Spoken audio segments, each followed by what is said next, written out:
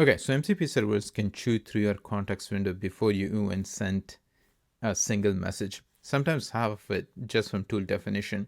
So in this video, we're going to walk through 10 techniques that bring your numbers way down. Some of them are simple configuration changes, and other are more advanced patterns like code execution and programmatic tool calling. The best ones can cut your token usage by up to 98%, which means cheaper, faster, and more accurate agents. The first approach is code execution. So instead of loading all the definitions of all the tools, you give the agent a sandbox environment where it treats the MCP server as a file system. This was introduced by Anthropic, and Cloudflare published the same idea a few weeks earlier under the name code mode. So this is a pattern two of the major AI infrastructure companies converged on independently. It works as each tool corresponds to a file. If you have a Google Drive and Salesforce as MCP servers, you will have a folder for each one with a TypeScript file per tool. The agent discovers what's available by exploring the file system and only reads the specific files it needs for the task in front of it. This does progressive disclosure and substantially reduces the number of tokens in the context window. The example in Anthropic's post is moving a Google Drive document into Salesforce, where the original approach with direct tool calls would push around 150,000 tokens through the context. With code execution, only the result of the code reaches the model, around 2,000 tokens, which is roughly a 98% reduction. There are also some nice secondary benefits. The agent can filter large datasets in code before any of it ever reaches the model. You can write loops and conditionals as code instead of going back to the model between every step. And for sensitive data, intermediate results stay in execution environment. Things like emails or phone numbers can flow through your workflow without ever entering the context window. This is the most powerful approach in this video, but it's only the highest complexity, because you do need a real sandbox with proper isolation and resource limits. Okay, a similar approach is to use tool search tool from Anthropic. In this case, the agent has access to a few basic tools and a search tool. And when it needs more, it does a search through the catalog. Pretty much the same way Cloud Code does file search. This enables the agent to work with thousands of tools by dynamically discovering and loading them on demand. There are two variants documented. One uses regex and the other one uses BM25, which is just a natural language ranking. You enable it by adding the search tool to your tool list, and then on every tool you don't want loaded immediately, you set defer loading to true. The numbers Anthropic publish here are pretty significant. A typical multi-server setup adds up to around 55,000 tokens of tool definitions before any work starts. The tool search reduces this by over 85%. Also helps with selection accuracy, which the docs note degrades once you pass 30 to 50 tools. Now, both of these approaches are great, but they kind of move away from the original promise of MCP itself, which is that the server tells the client what tools are available. Another approach is scope loading, where you create a group of tools based on their similarities. So let's say you have an MCP server that lets you access different kinds of data, e-commerce, finance, social media, and so on. You create groups of these tools and dynamically load only the specific group you need. This approach was introduced by Bright Data in their MCP server. This is the open source MCP server they ship, and a huge thanks to Bright Data for making this video possible through their sponsorship. Bright Data unlocks web data access, and the MCP server has more than 60 tools across 11 groups. The way you use it is that you specify which group or groups you want when you configure the connection. You can do this through the URL with a groups parameter, or as an environment variable in your local config. You can also combine multiple groups in the same session. This gives you a very efficient token utilization. You only pay for the tools you actually need, and the implementation is open source, so you can use the same pattern in your own MCP servers as well. Now, you can take this one step further. So instead of defining a group, you can actually define the specific tools you want available for a given session. In the Bright data setup, this is tools environment variable. You list the exact tool names you want, and those are the only ones loaded. This results in even more token reduction. If your application only needs 4 tools out of the 60 available, you load 4 tools and pay for 4 tools only. The catch is you need to know what tools exist on the server to choose from them.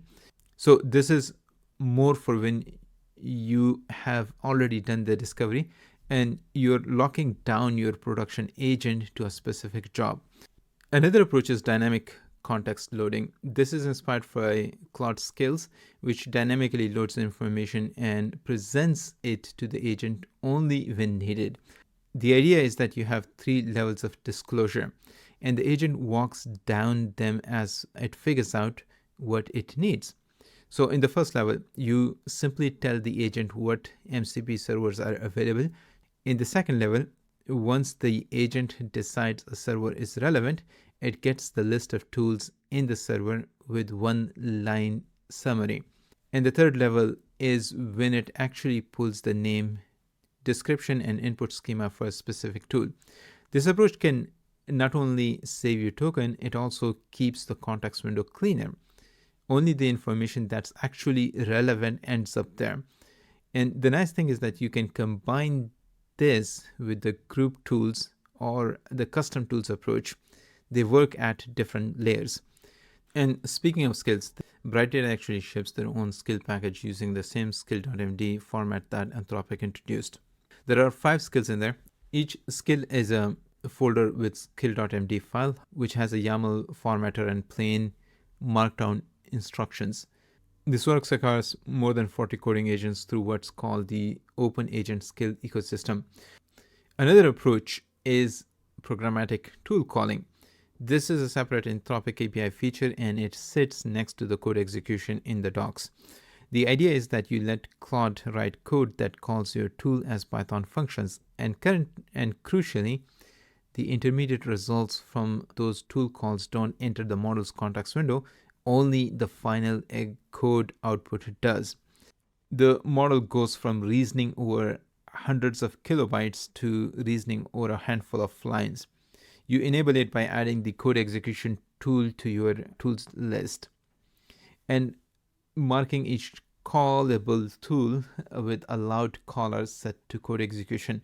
The Anthropic docs note that on agentic search benchmarks like Browse Comp and Deep Search QA, adding programmatic tool calling on top of a basic search was the key factor that fully unlocked agent performance. One caveat to know about: tools provided through an MCP connectors cannot currently be called programmatically.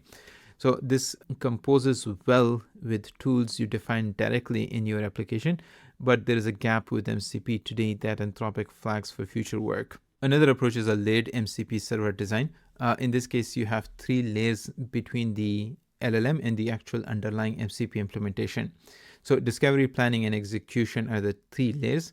Think of this as a subagent design where most of the actions happen inside the subagent. So the context of the orchestrator, the original agent, stays pristine. It generates inputs and only gets results back. This is more of an architectural pattern than feature you turn on, and it really only makes sense at scale when you have a lot of underlying MCP servers or when different teams own different tools and you want a clean interface in front of them. For most setups, the simpler approach further up are enough. Now, you can also optimize both the input and output tokens. So as we saw with the group tools, you already get a lot of optimization on the input data. However, if you're looking at web data or any data that has formatting, usually those tools or web search results will return with formatting. These are pretty smart systems by now. So you can potentially strip down the markdowns or any sort of formatics and just pass the plain text results. This approach alone can save you meaningful number of tokens on every response, And if you go further with light parsing on Google search results, taking just the top organic results and dropping the ads and the related searches, you can actually save even more. The exact numbers depends on the page, but the principle holds.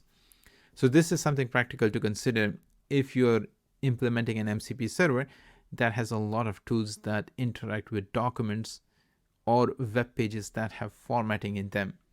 There is one more output optimization that's worth covering on its own because it's different kind of saving. It's called Tune, Token Oriented Object Notation. The problem Tune solves is that the JSON repeats every field name on every record. So if you have a list of three products, you have IDs, names, price 3 times each. Tune declares the field names once at the top and then streams the row like CSV. So instead of repeating the key, you just have the values. The general claim is 30 to 60% token reduction compared to standard JSON. The catch is that the Tune works on flat, uniform data. If you have deeply nested structures like LinkedIn profiles with nested experience and education and skills, Tune loses its edge because the tabular layout doesn't apply. Now, in general, you shouldn't be relying on a single approach. Ideally, you want to stack these together to get the most out of your context window. In practice, tool groups at the connection layer to scope what's loaded, tool search for tools that do not fit cleanly into group, programmatic tool calling for any multi-step workflow, and output stripping on every tool that returns formatted data, and Tune encoding on top of it for any flat tabular response. If you're feeling ambitious, code execution with MCP replaces direct tool calls entirely. The beauty is that all of this is open source. Especially the Bright Data MCP server is on GitHub under MIT license. You also get 5,000 requests per month on free tier, which is pretty generous for prototyping. So do let me know which approach you are using with your own MCP server tools. And please share any tips you have. I hope you found this video useful. Thanks for watching. And as always, see you in the next one.